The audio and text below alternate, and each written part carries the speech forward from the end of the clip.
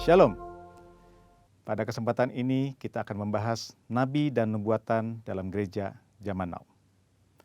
Banyak orang bertanya, apakah masih ada nabi di zaman sekarang? Dan apakah Tuhan masih berbicara kepada manusia sampai sekarang? Jika iya, berarti Alkitab masih harus ditambah dengan nubuatan para nabi zaman sekarang. Karena Alkitab perkataan Tuhan. Apakah benar begitu? Mengapa insan Pentakosta mengklaim bahwa manusia masih dapat mendengar suara Tuhan sampai sekarang? Bahkan mendorong orang percaya untuk mengusahakan agar dapat memiliki karunia bernubuat. Apakah ini Alkitabiah?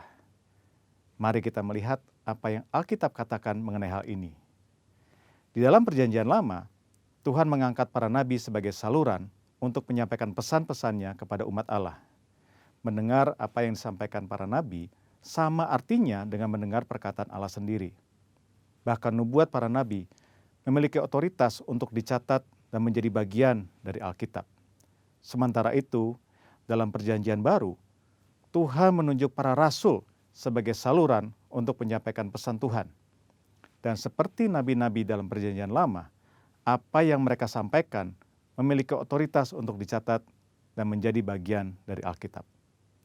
Rasul Petrus menulis, supaya kamu mengingat akan perkataan yang dahulu telah diucapkan oleh nabi-nabi kudus, dan mengingat akan perintah Tuhan dan juru selamat yang telah disampaikan oleh rasul-rasul kepadamu.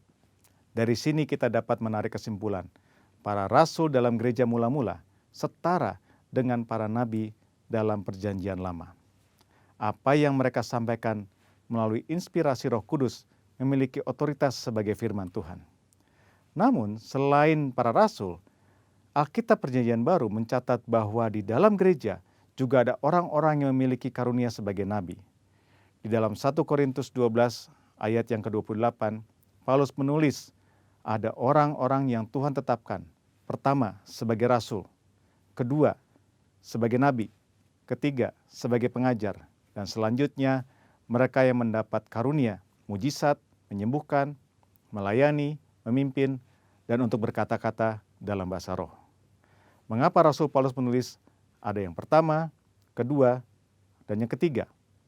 Karena dalam pemikiran Paulus ada karunia yang lebih tinggi manfaatnya daripada yang lain.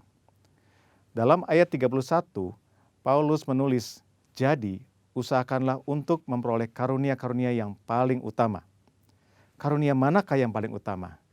Dalam pasal 14 ayat yang kelima, Paulus menulis, sebab orang yang bernubuat lebih berharga daripada orang yang berkata-kata dengan bahasa roh. Bukan berarti berbahasa roh tidak berharga. Karena Paulus sendiri berkata, aku mengucap syukur kepada Allah bahwa aku berkata-kata dengan bahasa roh lebih daripada kamu semua. Tetapi dalam hal membangun kepentingan jemaat, bernubuat lebih bermanfaat. Jadi, rasul adalah yang paling utama. Karena para rasul lah yang menanam dan membangun gereja. Mereka yang meletakkan dasar pengajaran dan perkataan mereka memiliki otoritas sebagai firman Tuhan. Setelah itu baru nabi, pengajar, dan karunia-karunia lainnya. Karunia bernubuat yang dimiliki para nabi dalam gereja zaman now tidak memiliki otoritas yang setara dengan para rasul. Hal ini terlihat ketika dengan tegas Paulus berkata bahwa para nabi harus tunduk kepada dia sebagai rasul yang memiliki otoritas menyampaikan perintah Tuhan. Jika ditarik dalam konteks zaman sekarang, para rasul murid-murid Yesus sudah tidak ada. Tetapi sekarang kita memiliki Alkitab yang sudah lengkap lewat tulisan para rasul. Oleh karena itu, nubuatan dari para nabi zaman now harus tunduk kepada otoritas Alkitab. Paulus berpesan kepada jemaat di Tesalonika untuk menguji nubuat-nubuat dari para nabi dalam gereja. Janganlah padamkan roh, dan janganlah anggap rendah nubuat-nubuat. Ujilah segala sesuatu dan peganglah yang baik. Kata menguji atau menanggapi memiliki pengertian seperti orang yang memilah-milah, membedakan atau menilai.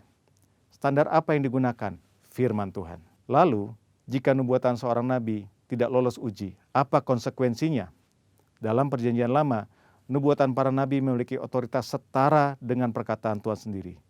Jadi, jika ada nabi yang memberikan nubuatan palsu, akan mendapatkan konsekuensi yang berat. Namun, hal ini sama sekali tidak terlihat dalam petunjuk Paulus mengenai pelaksanaan nubuatan. Mengapa? Hal ini jelas karena bagi Paulus, nubuatan para nabi zaman now tidak memiliki otoritas yang sama dengan nubuatan nabi dalam perjanjian lama. Nubuatan nabi perjanjian baru sangat berharga, namun terbatas. Nubuatan nabi-nabi perjanjian baru tidak setara dengan firman Tuhan. Oleh karena itu harus selalu diuji oleh seluruh jemaat, terutama para pemimpin gereja. Namun jika nubuatan nabi-nabi perjanjian baru tidak sempurna, lalu buat apa bernubuat? Paulus dengan jelas mengajarkan, kejarlah kasih itu dan usahakanlah dirimu memperoleh karunia-karunia roh, terutama karunia untuk bernubuat. Kenyataan bahwa nubuatan yang disampaikan oleh para nabi perjanjian baru sifatnya tidak sempurna, tidak lengkap, tidak memiliki otoritas yang sama dengan Alkitab, tidak membuat orang percaya berhenti untuk mengusahakan memperoleh karunia-karunia bernubuat. Orang percaya harus mengusahakan untuk memperoleh karunia-karunia roh, terutama bernubuat, karena itu adalah perintah Allah. Tuhan bisa memakai saudara untuk menjadi berkat kepada umat Tuhan dengan menyampaikan apa yang Roh Kudus nyatakan kepada saudara. Tuhan Yesus memberkati. Maranatha.